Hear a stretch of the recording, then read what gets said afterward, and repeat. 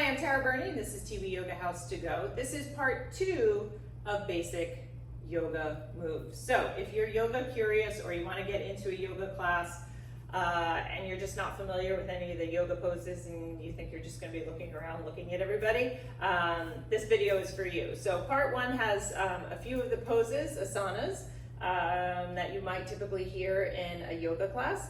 And then this is part 2, so we're going to go through a little bit more. Some transitioning from downward dog to the back of the mat to the front of the mat. And again, these are things that you might experience in a typical yoga class. And always remember, just to meet your body where it's at, there are a lot of modifications and adjustments that can be made for everybody in every class. Okay, so we are going to start with cat-cow. So it's a tabletop position. So your shoulders are stacked over your elbows and over your wrists. Fingers are spread wide. Your hips are also stacked over your knees and about hips width distance apart. And then if you peek back, you shouldn't see your feet. They should be directly behind you. And so in cat-cow, we start in a tabletop position and we push down into the palms. And this is a neutral spine. From here, the tailbone leads the way with your breath. So on an inhale, notice where my tailbone starts to move and my lower belly starts to drop, as well as my chest, and my gaze comes up. I'm still pushing into the mat and squeezing my shoulder blades a little bit together. On an exhale, the tailbone back here starts to move first. So the tailbone goes down, lower back starts to round, then the middle back, and then the top of the mat, the shoulders spread apart, and the chin comes to your chest. You're pushing down into the mat with your palms. And then you continue to repeat with your breath and your movement. So again, notice the tailbone starts to go first on the inhale, coming to that cow position. It's called cow because you know cows have that like sloped back. And then cat position, right, because they have that scary cat back. So then cat will look like this. So when you put it together with your breath, it looks like this. Inhale. Exhale. Inhale. Exhale. So this allows us to find space in the spine and the shoulders and start to work the hips as well. And just become body conscious, focusing in on that tailbone as it tucks down, and then the spine rounds, chin to chest. Tailbone goes up, lower belly drops, chest drops, gaze comes up. All the while pushing into your palms the whole time. So this is cat-cow. Cat like a scary cat, cow like that arched back. This is really good to do whenever you need like any kind of stretch, by the way. Okay, so cat-cow you might hear. Then child's pose is the next one. So child's pose, big toes touch, so their big toes are kissing in the back of the mat. And then your knees will open a little wider than hips width distance. Now, that said, if you have tight hips, don't open them as wide. You can keep them closed a little bit. And as you start to push your hips back over your heels, the hands reach forward. So I'll show you the full expression of child's pose and then show you modifications that you can make in your practice.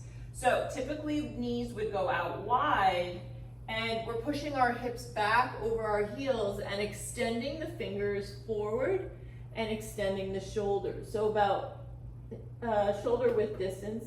And then the heart center is melting down to the mat. And maybe the forehead comes down as well.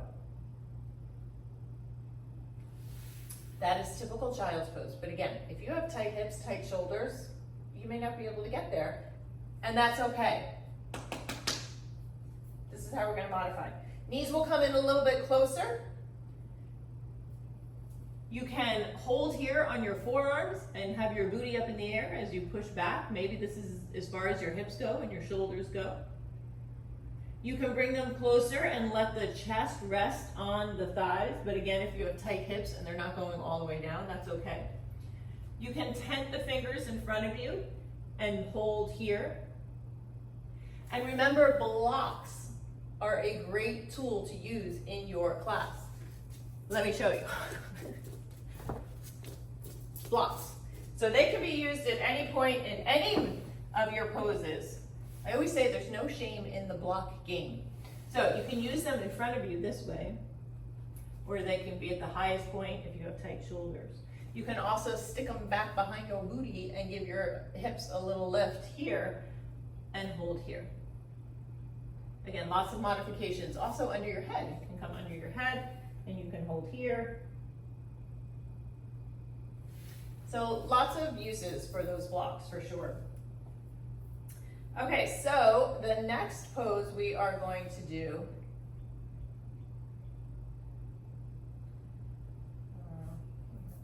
make an edit there, is,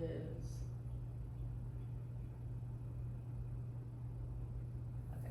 The next pose we're going to do is seated forward fold. Now, this is tough for a lot of people because we all have tight hamstrings, right?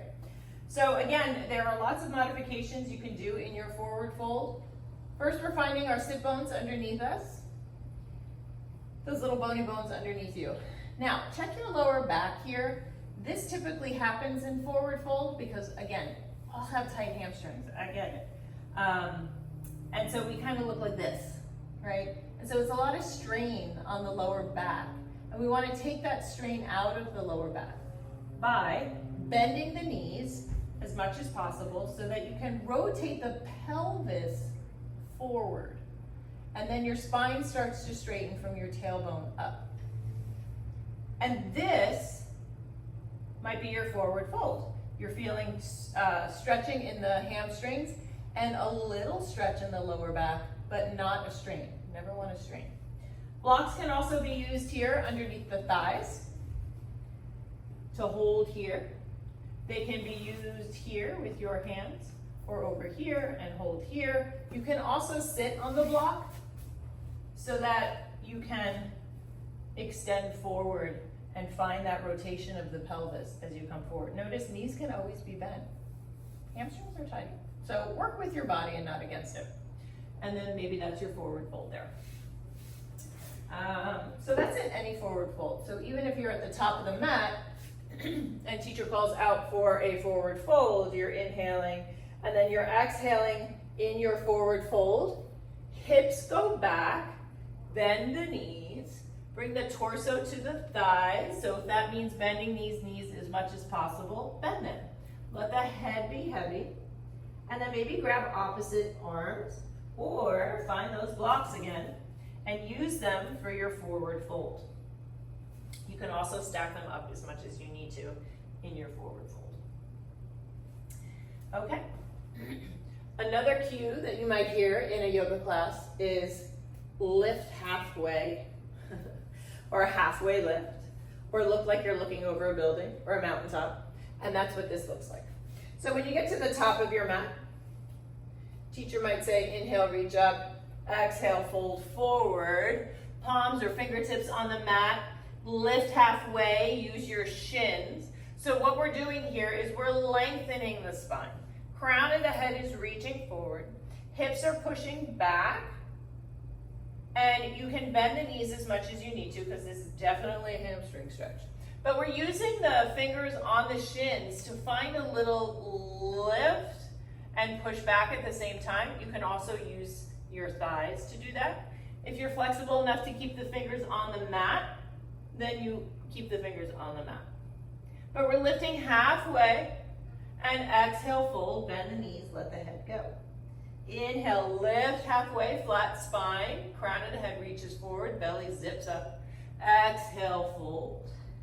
Inhale, lift, and exhale, fold. Okay, so from here you might hear palms on the mat, step the feet back to a plank, lower down through chaturanga or low push-up. Like, what are you saying? So, chaturanga or low push-up. Chaturanga looks like this. Feet are behind you, and you're in a plank position. Elbows go towards the back of the room, and you're hugging the inner parts of your inner arms towards your inner body. and you lowering down into one long line. That's hard. It's shoulder strength, core strength, arm strength. So don't worry about everybody else's chaturanga. If you don't want to do it, don't do it. You can do low push-up. Similarly, you are keeping the elbows tucked towards the side of or tucked towards the back of the room behind you. And then what we want to avoid is this, coming down this way, or kind of duck diving down this way. That puts a lot of strain on your shoulders. So we want to engage the core and come down one body part at a time. So elbows go back, we're thinking thighs first. So thighs are gonna come down. Then your pubic bone, then your belly, then your chest.